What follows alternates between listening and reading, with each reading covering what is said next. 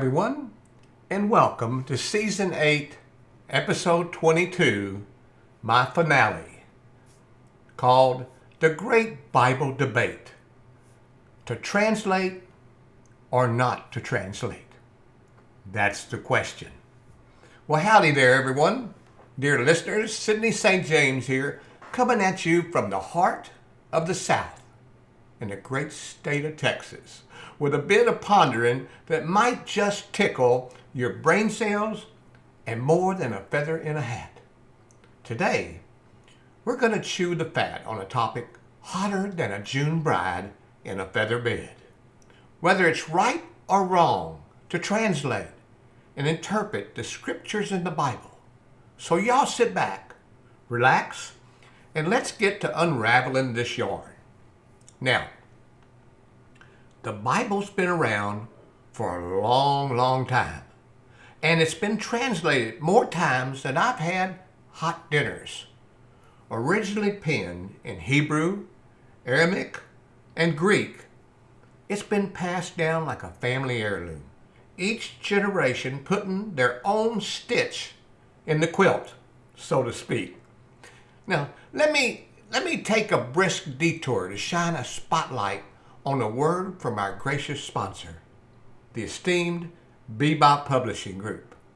They're the proud champions of my latest novel, Seeing the Power of God. It's a literary escapade that weaves a tantalizing tapestry of intrigue and faith. This riveting narrative delves deep into the soul-stirring query: can one truly walk the path of Christianity without a steadfast belief in the Bible? It's an electrifying, thought-provoking exploration crafted for the sole purpose of enchanting your reading hours with its captivating allure. With that tantalizing teaser, let's pivot back to our captivating discussion of the translation of the Bible. First off, let's talk about why folks might want to translate the Bible. Imagine trying to read Shakespeare while riding a buckaroo. It's tough. The original languages of the Bible can be as confusing as a chameleon in a bag of Skittles to folks today.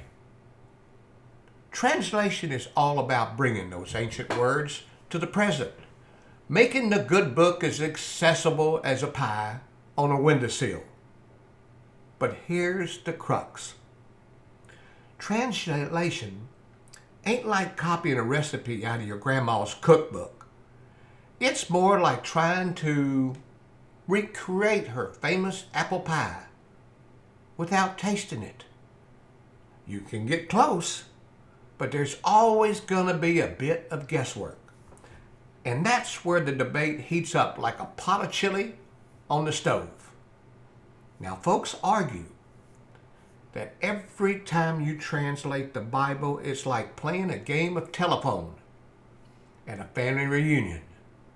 The message gets a bit jumbled. Others reckon that not translating it is like keeping the recipe for the world's best barbecue sauce a secret. How can folks savor the flavor if they can't understand the ingredients? The spice of biblical life. Now, let's mosey on over to the interpretation. This is where things get as lively as a dance floor at a hoedown. The Bible, bless its heart, can be as clear as mud sometimes. Interpreting it can range from taking it word for word, as literal as the nose on your face, to seeing it as more of a guideline, like speed limits on a country road back in Eagle Lake, Texas, where God knows how many roads there are out there in those rice fields. But like grandma's cooking, everyone's got their own taste. Some like it sweet, and the same goes for the Bible. one person's revelation might be another's confusion. So, in conclusion, whether you're a fan of translating the Bible or you think it's, best left as is, the heart of the matter is like finding the perfect hat. You like my hat today? I found that up at the top of the closet. My hair is not even gray in this one. But it's a personal thing. The important part is that we're all sitting at the same table. We're all sharing in the feast of the Word. Now, as we wrap up our little chat here today, I want to thank y'all for joining me on this journey through all 21 parables of Jesus Christ this Christmas season. It's been a ride wilder than a bull at a rodeo and sweeter than ice-cold lemonade on a hot summer day. If y'all enjoyed this series, be sure to go ahead and hit that button down there below and say you like it. It's a little bell. It's as easy as pie. And don't forget to subscribe. Right? Subscribe for more down-hole wisdom and a sprinkle of humor from yours truly, me, Sidney St. James.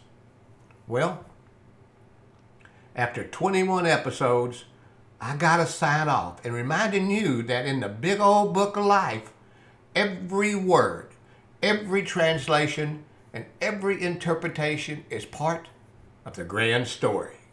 So keep reading, keep pondering, and keep on keeping on. Until next time, keep your boots shiny, your faith strong, and your heart open.